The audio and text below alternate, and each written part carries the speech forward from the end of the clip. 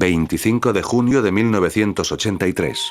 La niña Nailin Kay Marshall, de 4 años, acompañó a su familia a un picnic en el Bosque Nacional de Helena, Montana. Nailin era hija de Nancy Marshall y William Briscoe, aunque vivía con su madre y su padrastro Kim Marshall en Montana. Alrededor de las 4 de la tarde, jugaba con otros niños cerca de unas presas de castores en el arroyo Maupin cuando, al girarse, los pequeños se dieron cuenta de que Nailin ya no estaba con ellos. Inmediatamente se desató la preocupación. La niña desapareció sin dejar rastro bajo condiciones extrañas, dando inicio a un misterio que persiste a día de hoy.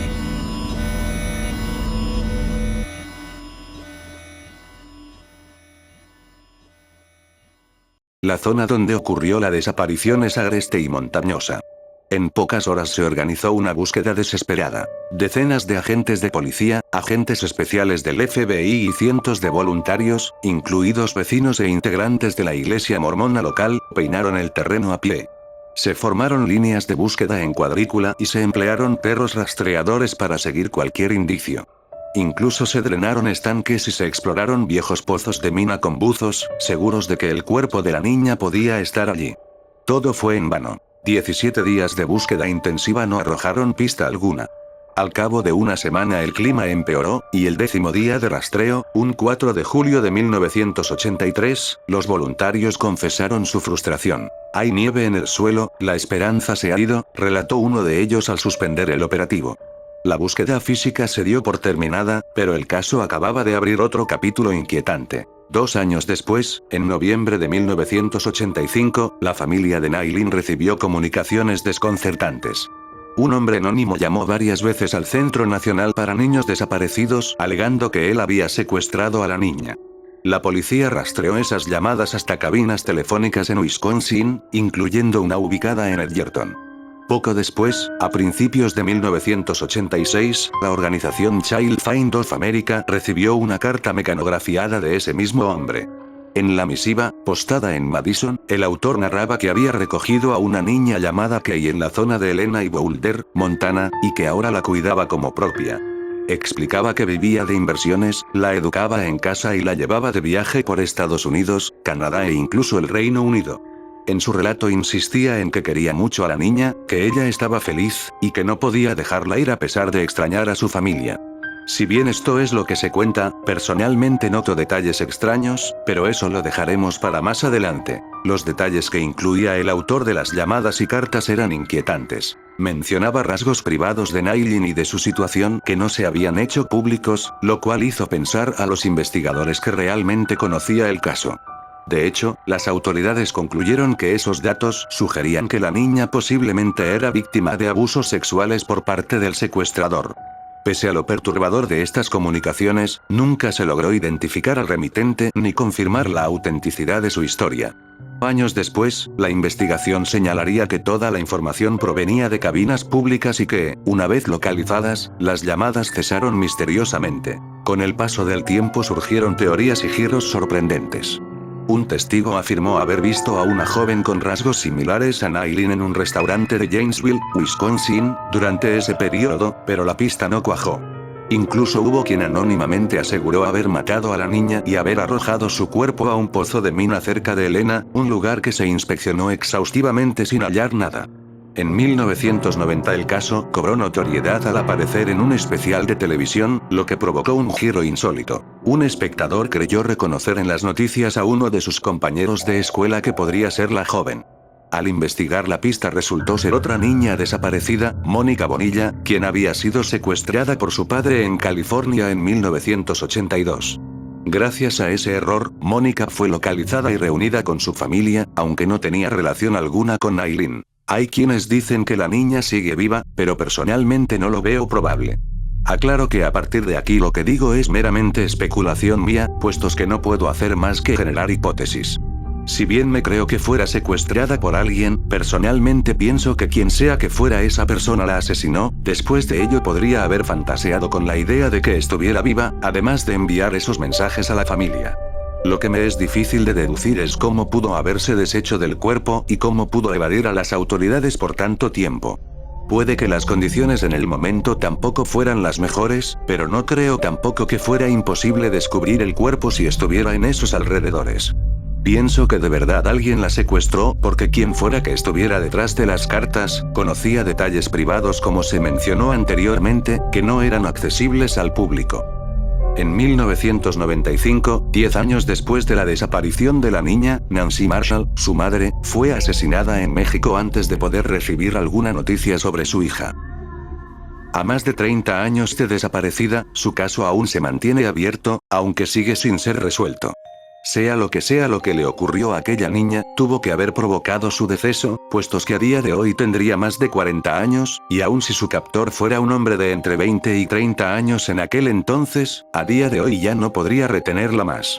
Sé que no se puede estar seguro de ello, a fin de cuentas, la pequeña solo tenía 4 años entonces, pero desde mi punto de vista parece lo más probable.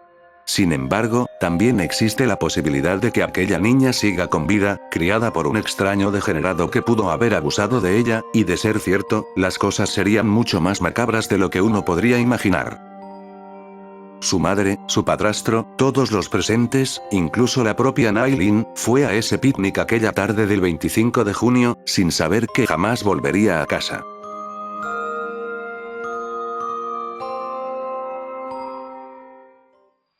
Una tarde del 19 de agosto de 1978. Una niña de 13 años se disponía a repartir el periódico, montada en una bicicleta, en el pueblo de Eilesburg, condado de Devon. Su familia ni sospecharía de que esa sería la última vez que la verían. Janet Tate regresaba de haber tomado los periódicos que iba a repartir montada en su bicicleta, cuando alcanzó un pequeño puente y se encontró con dos de sus amigas. Después de haber conversado, Janet continuó su camino. Más adelante, a varios metros de distancia y casi entrando al pueblo de Eilesburg, ocurrió algo. Las dos amigas que la habían visto apenas 10 minutos antes, encontraron su bicicleta tirada a un costado del camino, con los periódicos tirados por el suelo, pero sin rastro de Janet.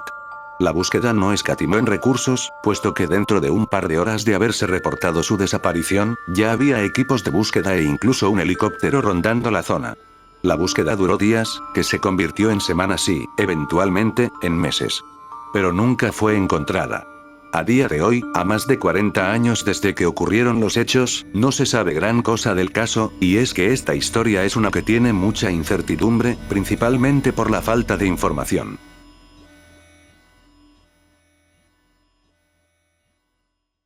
El caso de esta niña es bastante conocida en la comunidad angloparlante, pero no he visto que sea tan conocida del lado hispanoparlante.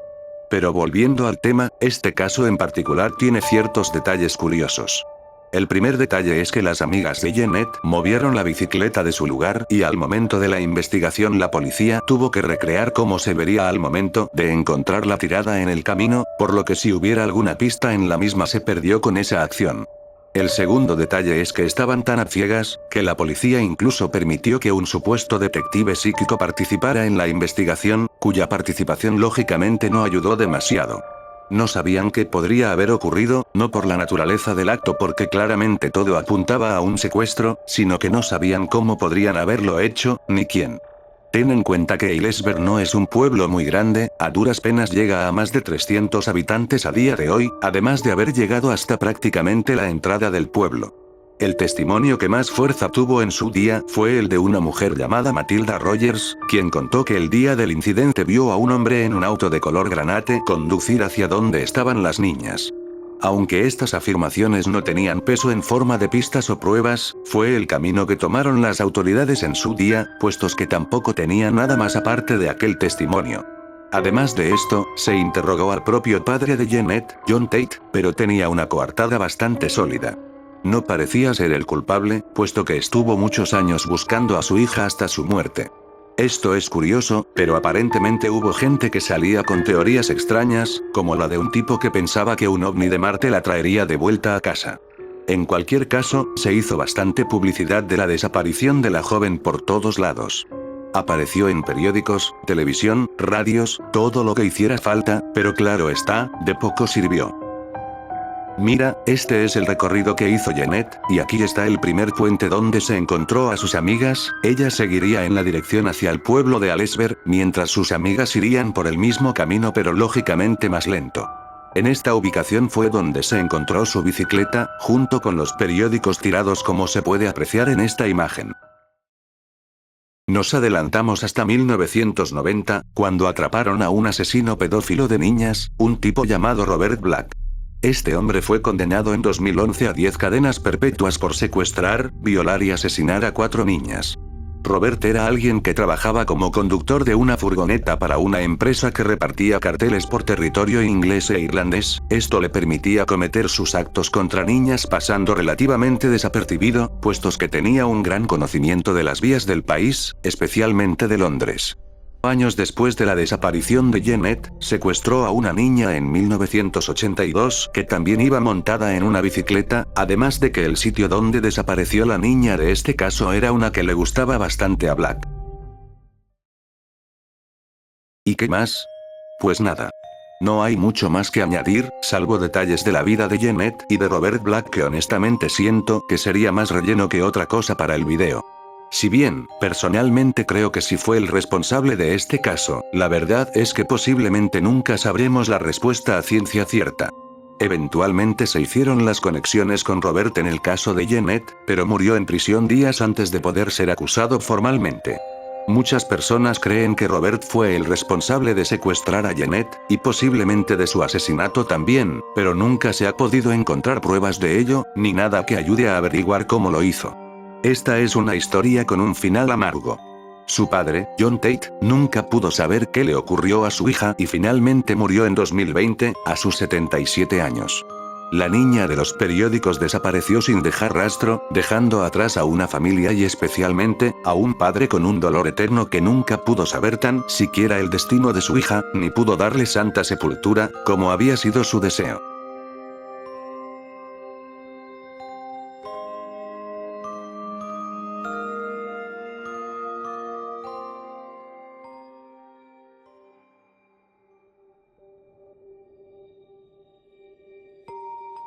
William Desmond Taylor fue una figura bastante conocida en su época, un director brillante de cine que estuvo en los inicios de Hollywood, habiendo dirigido más de 40 películas. Sin embargo, esa carrera exitosa se desvaneció de la noche a la mañana, tras haber sido asesinado de un disparo. Su muerte se convirtió en lo más llamativo de su vida, incluso más que cualquier otra película que hubiese dirigido. Una muerte de la que no se pudo encontrar un culpable, debido a varios motivos como la manipulación de la escena del crimen. En cualquier caso, no nos adelantemos, puesto que te contaré en este video la misteriosa muerte de William Desmond Taylor.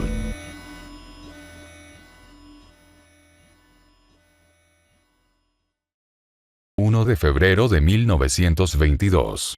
En algún punto de esa noche, William fue disparado por la espalda, lo cual le provocó la muerte en el sitio, y aparentemente el asesino colocó su cuerpo cuidadosamente en el suelo. El cuerpo no fue descubierto sino hasta el día después por un mayordomo, y he aquí el primer punto que hace que todo este caso sea un caos. Los vecinos se aglomeraron en la escena del crimen, y por si fuera poco, empezaron a contaminar y entorpecer el sitio. Algunas pruebas importantes desaparecieron, como un pañuelo que tenía grabada la letra S y documentos que se llevaron los ejecutivos de Taylor. Además, un supuesto médico hizo una revisión del cuerpo y dijo que la muerte había sido por causas naturales, a pesar de no tener sentido puestos que el agujero de bala estaba ahí. El hombre se marchó del sitio y no se volvió a saber de él. Un detalle extraño es que Taylor un día antes de su asesinato había sacado $2.500 de la época, unos $48.000 actuales, para posteriormente depositarlos en su cuenta de nuevo. Para cuando los policías llegaron, habían incluso movido partes del cuerpo, y si habían pistas valiosas se perdieron para siempre. Los motivos del asesinato tampoco estaban muy claros, lo mejor que se podía hacer era especular. No fue para robarle, tenía bastante dinero, cheques y joyas en el sitio, y no se habían llevado nada. La prensa, al enterarse del asesinato de William, comenzaron un circo mediático, como hacer insinuaciones de que podría haber sido la actriz Mabel Normand, quien estuvo con Taylor en sus últimas horas con vida. Además de que circularon rumores sobre de que podría haber sido un crimen pasional, puestos que Mabel y Taylor habían sido cercanos. La investigación reveló que el nombre del director era uno falso, siendo su verdadero nombre el de William Cunningham Tanner. Había estado casado e incluso tenía una hija, pero por el motivo que sea los abandonó a ambas y cambió su identidad. Hay algo que no he mencionado hasta ahora y que he preferido evitar al inicio. Después de la infructuosa investigación de la policía, su incapacidad de encontrar sospechosos y suficiente evidencia, con los años muchas personas, en especial en su lecho de muerte, confesaron que habían sido ellos los que mataron a William, por una variedad de razones distintas.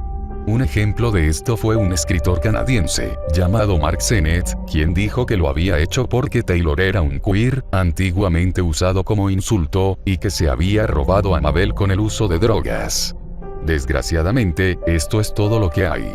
Nunca se pudo encontrar un culpable, ni alguien lo suficientemente sospechoso. Sin embargo, la muerte de Taylor a su vez, terminaría con la carrera de Mabel, puestos que los escándalos y rumores afectarían a su carrera hasta su muerte en 1930, a sus 38 años.